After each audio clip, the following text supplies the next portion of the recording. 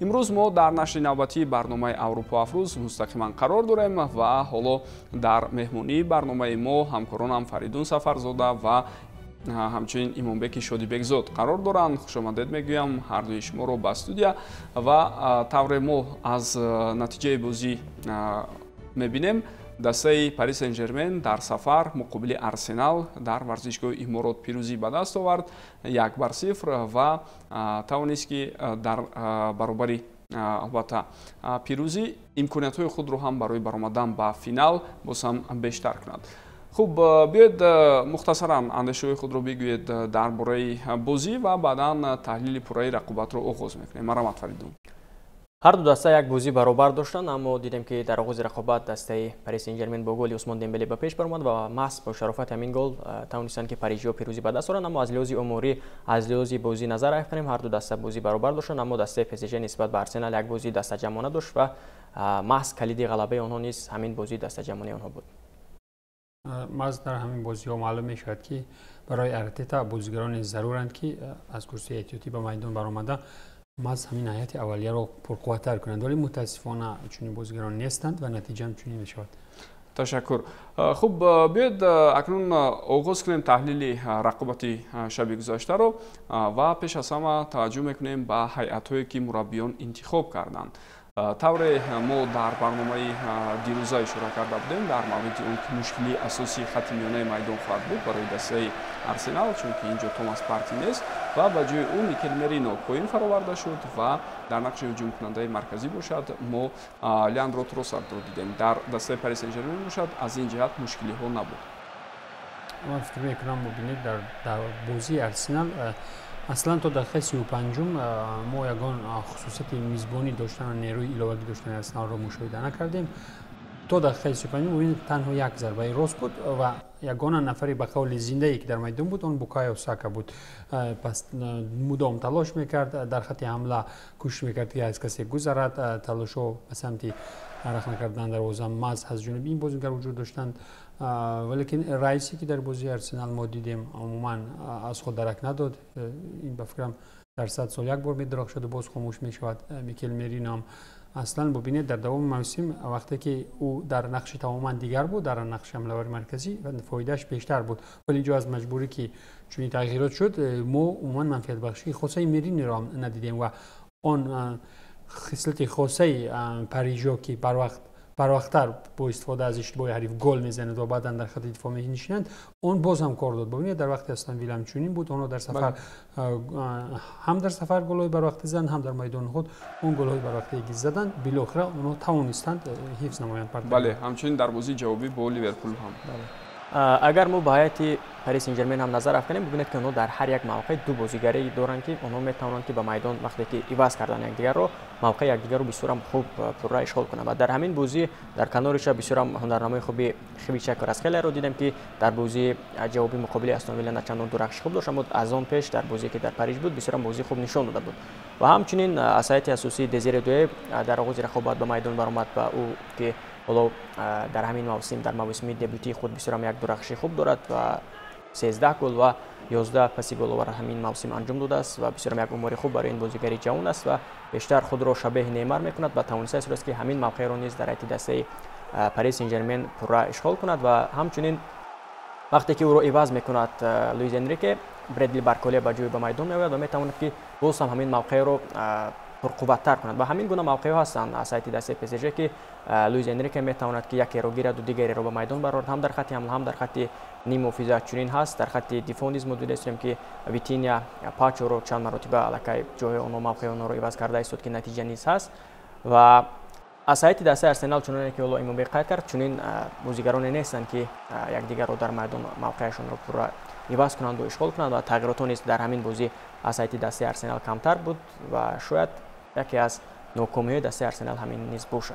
بله. با گل هم اگر پاریس ببینید نظر کنید آنجا ببینید نفرای کلیدی من وقتی که پاس به جانب خیویچ کاراسخلا داده میشد مؤلف ارسالگر گوید ببینید از جانب حریفان عموما نه در رقابت یک به یک نه در دو بر یک پورا تحقیر نمیشد و موقع آزادی که دارد او با آسانی پاس رو ارسال میکند و 4 بازیگر دیگر در پیش عثمان دمبله ببینید آزادانه برای اجازه میدن که او ضربه رو جلوی دروازه روان کند. هم در این حالت وقتی ارسال گلی کواراtskhlia او بازودی قبول میکند با آسانی ارسال جانبی دمبله روان میکند و دمبله با آسانی ضربه میزنه. ببین وقتی که در چنین حالت ها ما از دو نفر خطرناکترین رو زید اونو تو لحظه آخر مبارزه میبرد این البته خطر میاره. در ادامه هرچند که ارسنال تلاش کرد حتی پاسخ به گل یگانه داده نتونست. خب من حالا از کارگردان خواهش میکردم که یک بار دیگر صحنه که گل شد در دقیقه 4 رقابت برای ما پیشنهاد کنند چون که اینجا گفتنی ها زیادتر هستند و راجع به انتخاب هیئت دسته ارسنال من همینجا دو نکته دیگر رو اضافه میکنم. نبودن توماس پارتی البته تاثیر خود رو رساند زیرا این فوتبالباز در میانه میدان میتوانست نقش نیم محافظتگری تخریب کار رو بسیار خوب اجرا کند و همچنین نفری که او رو در همین زمینه عوض کرده میتوانست ژورژینیو هم اسیب داشت و توماس پارتی باشد با سبب کارتی بر زیادی ضرب در این بازی اشتراک نکرد. خب ببینید گل از چه آغاز گردید؟ در مجموع 26 پاس دادن فوتبالبازان پاریس سن ژرمن تا لحظه‌ای که گل به هدف رسانیده شود.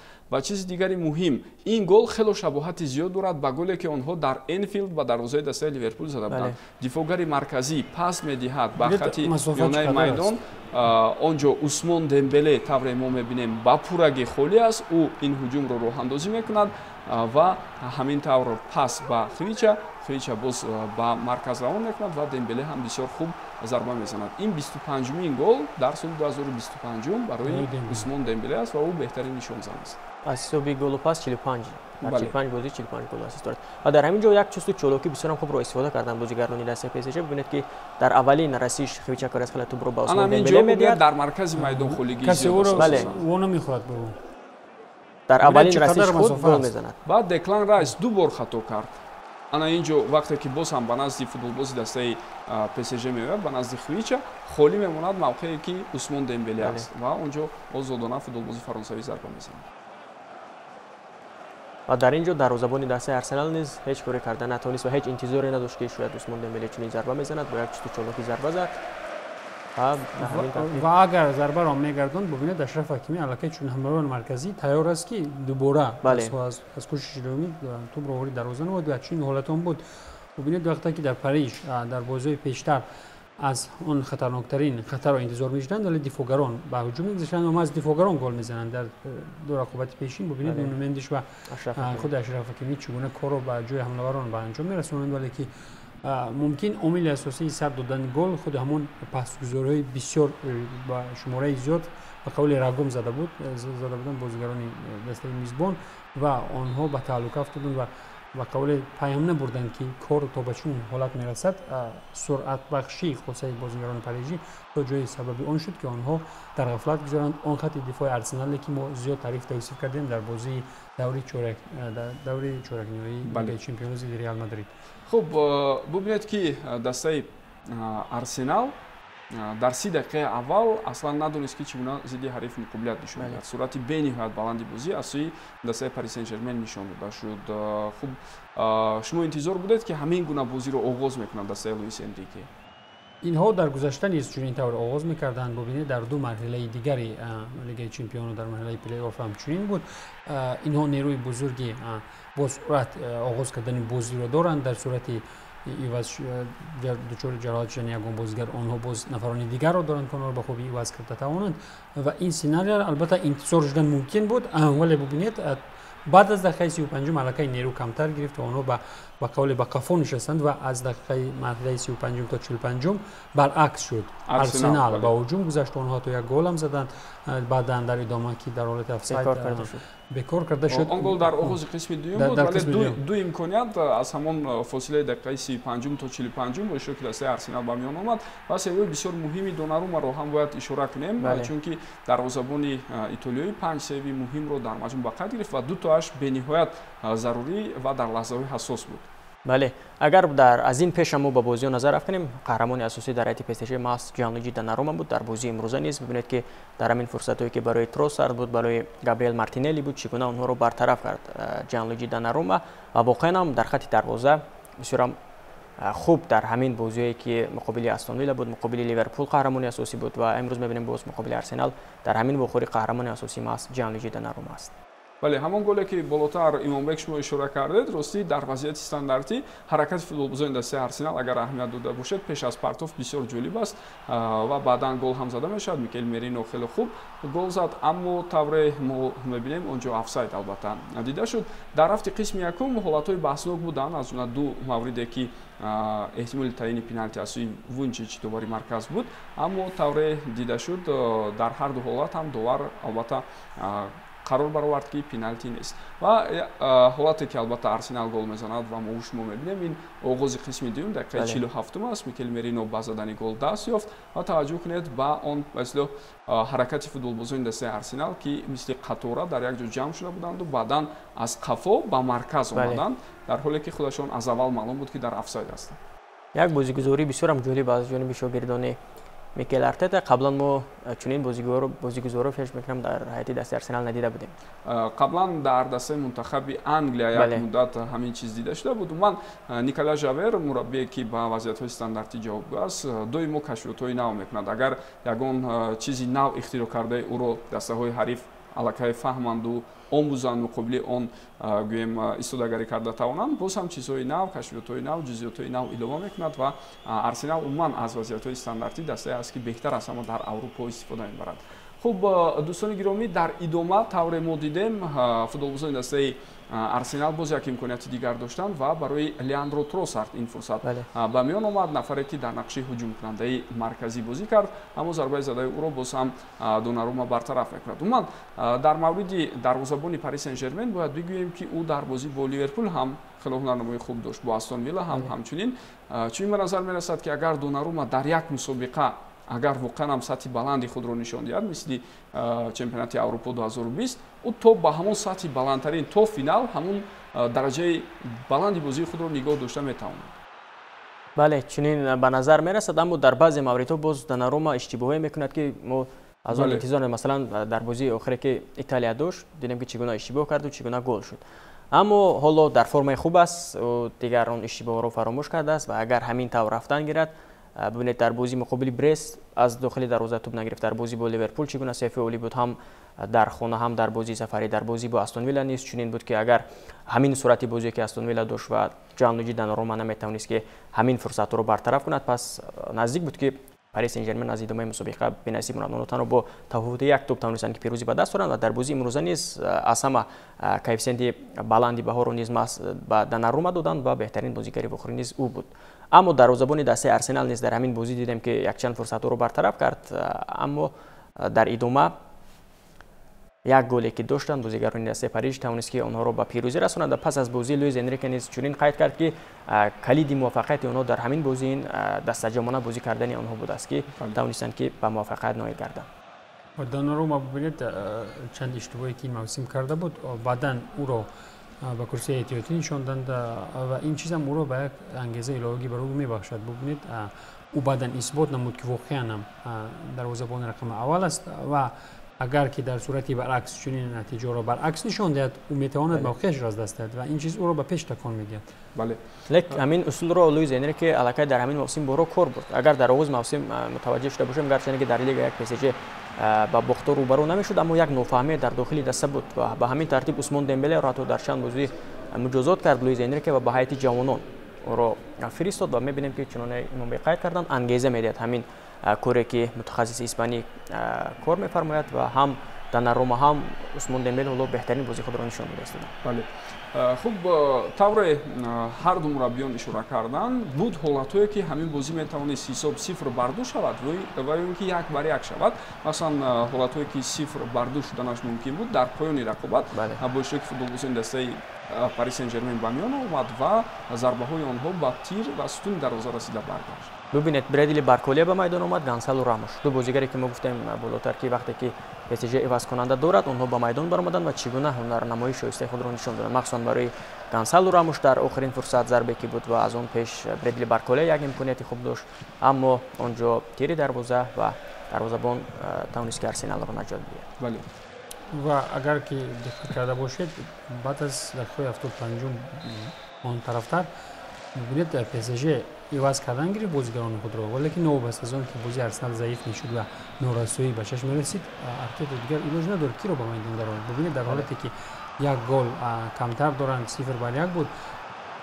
ارتتا بین وایت رو به میدان می‌آورد در حالی که برای آنها نفر هجوم در کار است و اینجا خلاصه کردن ممکن است که با داشتن چنین هیئت و نداشتن نفر عوض کننده بازیگری که میتواند گردان کند رفتی بازی رو و مبارزه طولانی بردن در چنین سابقه‌های سطحی نمی‌شود و اگر که در یک بازی ریال مادریدی سیر مشکل و شکست داده و بعداً تعریف 30,000 شنیدی ببینید در ادامه بعد چون در چنین رقابت‌های سطحی بلند باید بازیگران از کرسی احتیاطی هم باشند در یک سطح برابر با این بازیگران که یک رقابت نیروی نو ببخشند و ببینید اگر فکر کنیم بازی میکل مرینا با قول این نچسبید نیست نفری که در خط حمله مثال او را عوض کند و در این حالت ما برای ارتتا و قول پرتینز هم کردن نمی‌تونیم. اما تلفات کادری نیز در حیات ارسنال هستند هم نگرانی دسته و سیو دارند بله مشکلی از همین چیز شاید بازیگران ارسنال پاریس سن ژرمن رو در این بازی نادیده گرفتند.